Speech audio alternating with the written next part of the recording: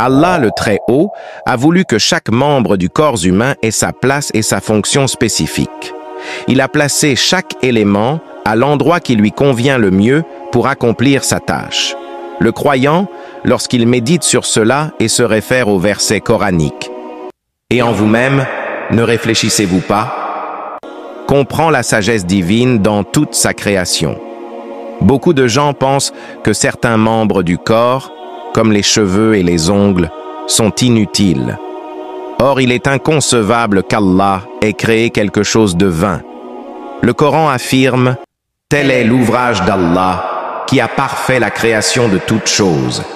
Il est certes parfaitement connaisseur de ce que vous faites. » Allah n'a rien créé par hasard.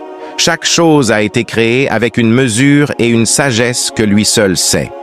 L'homme a été créé dans la plus belle forme et honoré de la plus noble manière. Les cheveux, les ongles et les dents, placés à des endroits précis, contribuent à sa beauté. Chacun de ces éléments a une fonction spécifique et apparaît à un moment donné de la vie pour une raison bien précise.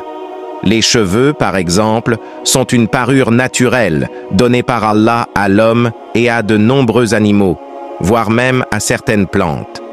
Les cheveux du cuir chevelu protègent le cerveau des rayons du soleil et régulent la température corporelle.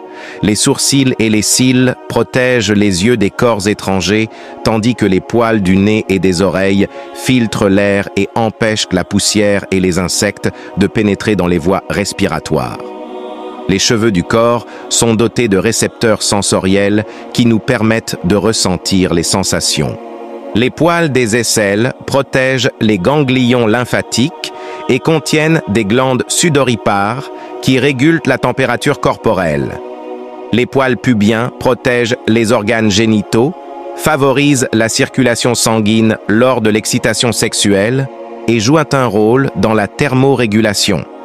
De plus, les scientifiques ont découvert que les poils corporels protègent contre les parasites, comme les punaises de lit, qui sucent le sang humain et jouent un rôle essentiel dans notre bien-être.